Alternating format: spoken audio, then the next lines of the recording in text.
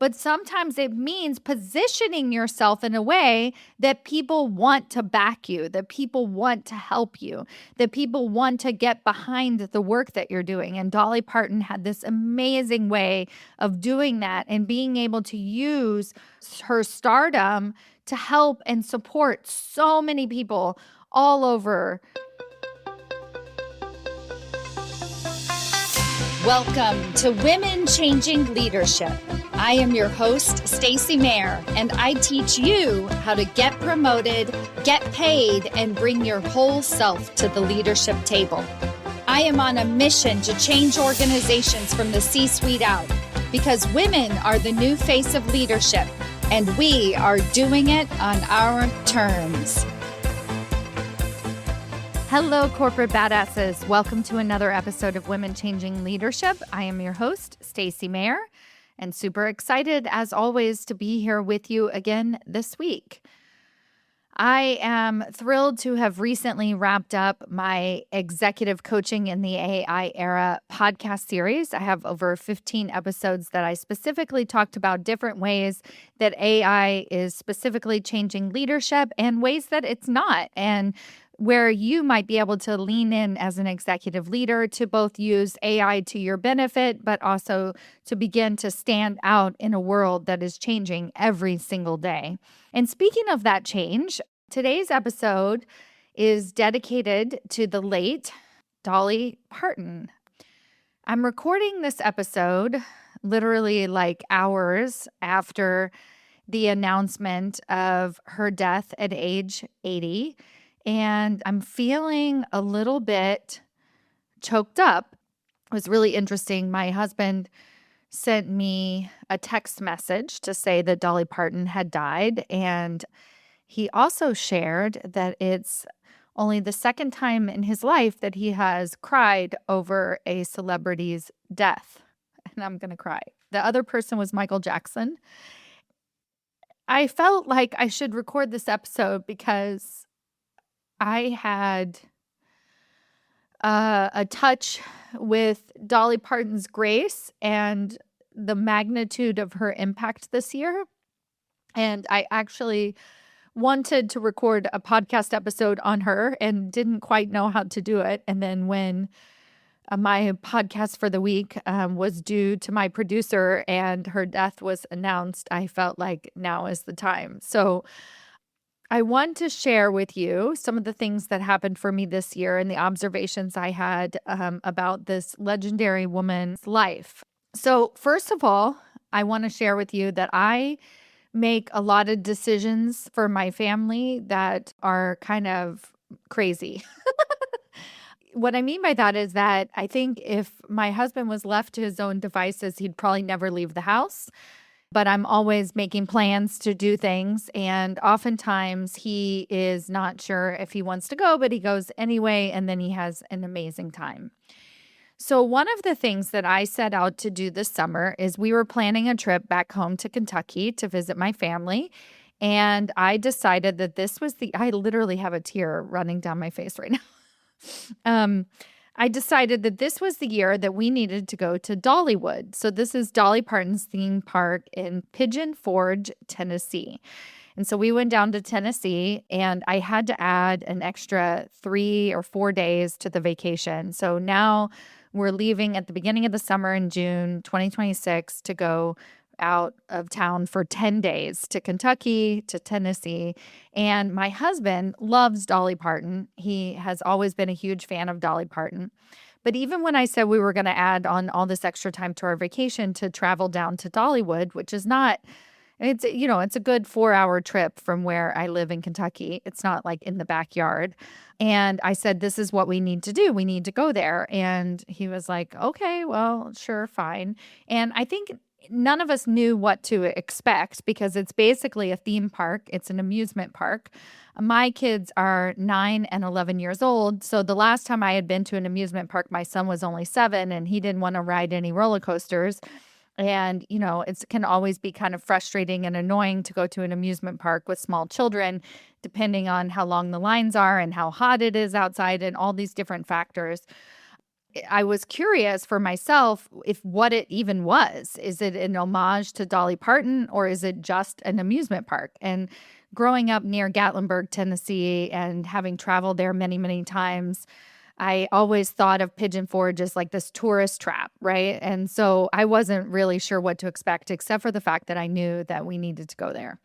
All right, so fast forward, we go on this amazing, amazing, amazing, amazing trip to Dollywood in Pigeon Forge, Tennessee this past June. And one of the reasons why this was such a magical experience is because I was really able to, at her theme park, reflect on a single woman's greatness, literally a woman's greatness, like a woman who had truly no business being as phenomenal as she was. And she had to stand up for herself. She had to put herself out there. And she also had to learn how to, quote unquote, be popular. So we were at this amusement park, and granted, 80% of this amusement park is just rides. My son, by the way, loved the roller coasters. He got over all his fears. I personally loved a lot of the roller coasters until I got tired of them.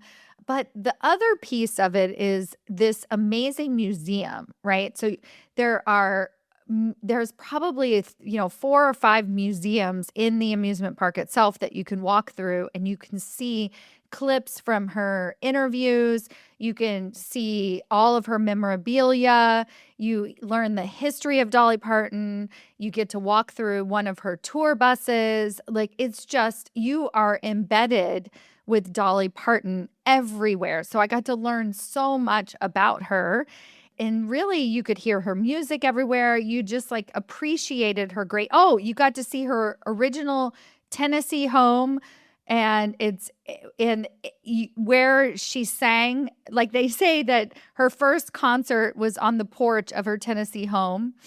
And it you could just feel it, right? You could feel that you were in a beautiful, wonderful space of an incredible, amazing, amazing human being, an icon. And I can truly feel that her presence mattered and has now left this physical world. And so to me, this was unlike any other experience in the world. And the cool part is that my kids got to experience it by proxy. They're just running from ride to ride to ride and having so much fun, but they know the greatness of Dolly Parton. And I said to my husband while we were there that I said, is there any other theme park in the entire world that is centered around a human being, like a person? Is that a thing? Like, not to mention a woman, a blonde, tiny, tiny woman from Tennessee. Not to mention that, but is there any other theme park in the entire world that is fashioned over, like, really dedicated to the history of a person versus, like, Disney World is about the characters. And yes, it's named after Walt Disney, but it's really the characters that he created. And in this case, it's her legacy. It's her history.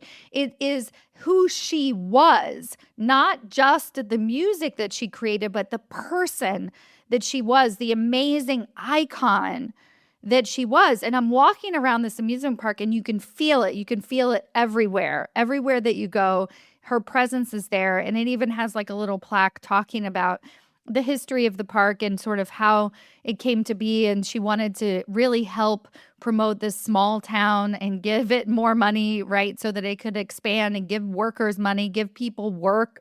This was part of her mission. But besides all of that, just this idea that an entire theme park, and, I work with my clients on creating their 3X vision, right? So where do you want to be 3 promotions from now?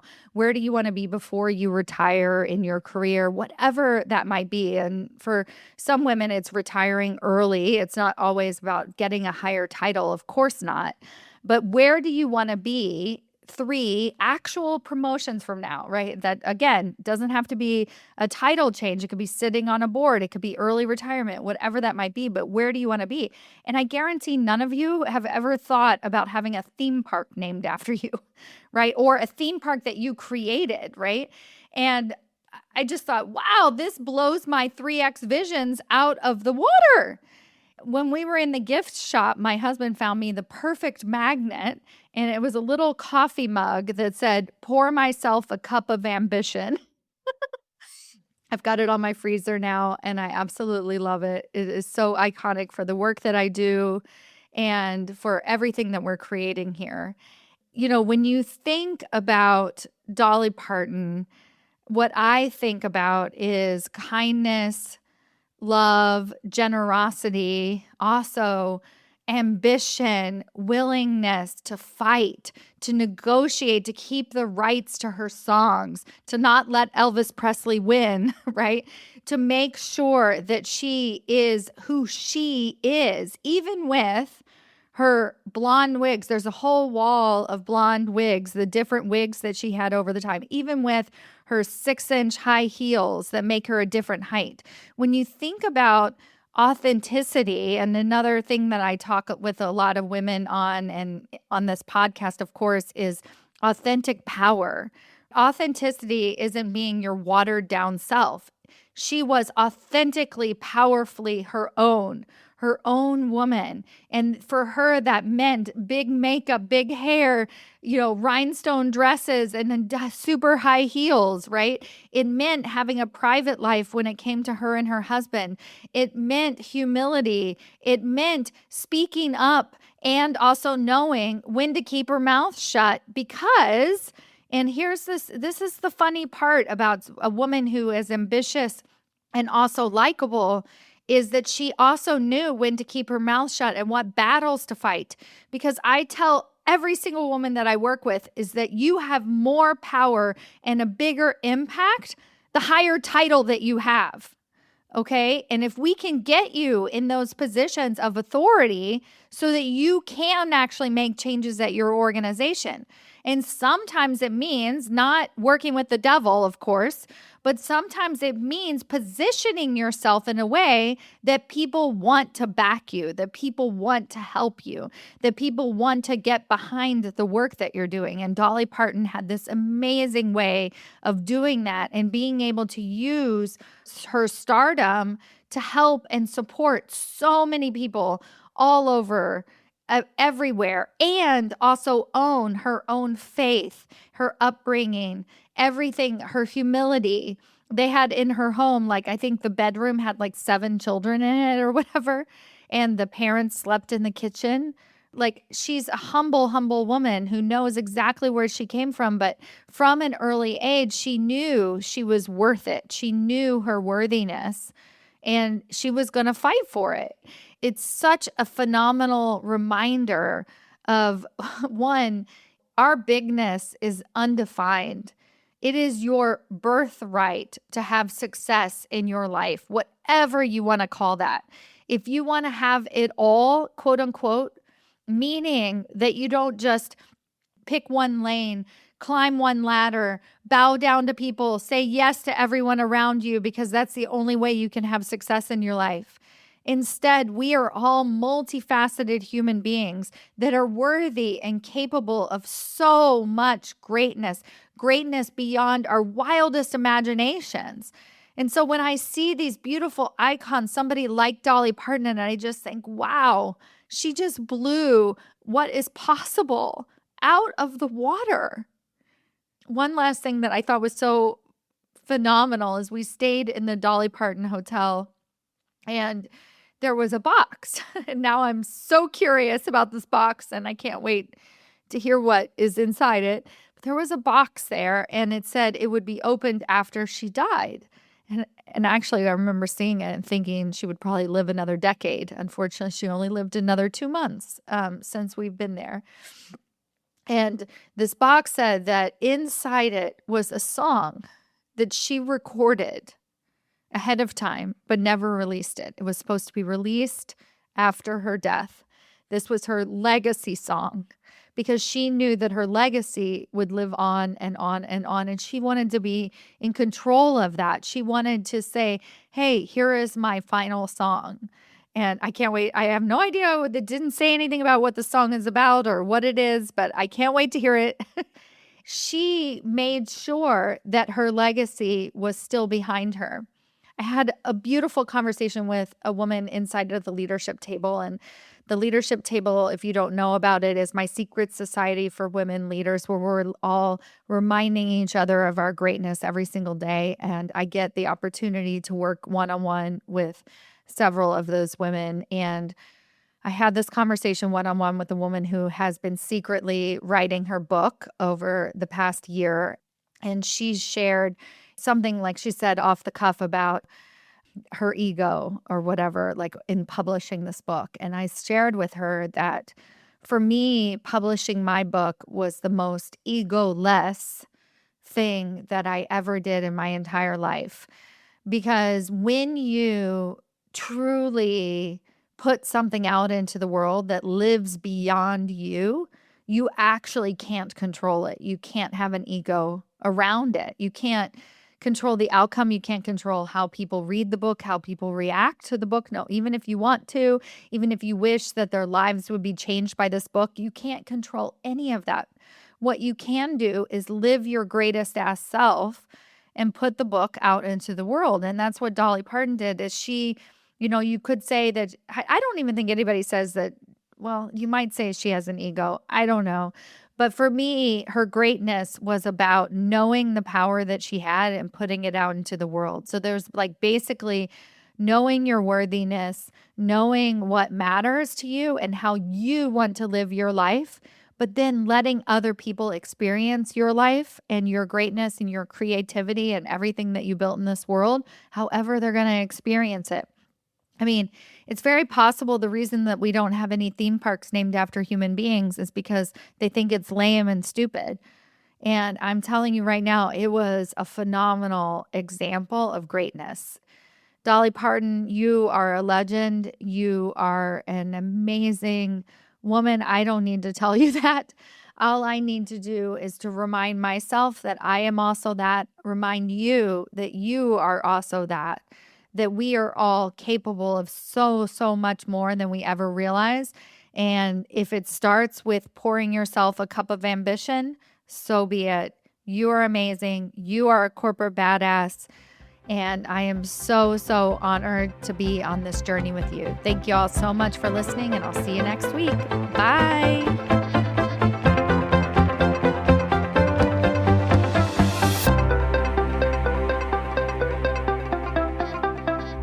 Thank you so much for listening to Women Changing Leadership with Stacy Mayer.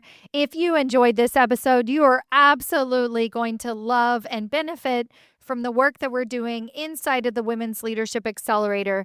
This month-to-month membership program is unlike anything else in the market. We are single-handedly flipping the unemployment rates on their head. It is the only place on the internet where you can actually get yourself not only a job offer, but one that has a higher salary, a higher title, and more recognition and influence than you ever could have imagined in your career. Inside the Women's Leadership Accelerator, we are getting women promoted. We are getting them multiple higher level job offers. And I want that to happen for you. Join us in this one-of-a-kind program. You're going to get coaching directly from me, my executive mentors who are also hiring managers who are doing the work, who have worked with me personally for the past 3 to 5 years. We are here inside of this accelerator program to work with you personally to begin to elevate your leadership to that next level. This is exactly what you have been looking for, and I am here to deliver it to you. Best thing, it's month to month. So you can come in, join us, get access to all of my training materials, my weekly live interactive calls, and you can begin to bring your friends into this community. It is the most corporate badass community on the market. I can't wait to see you in there. Go to authenticallypowerfulwomen.com. We are changing the face of the leadership table one promotion at a time. I can't wait to see you there.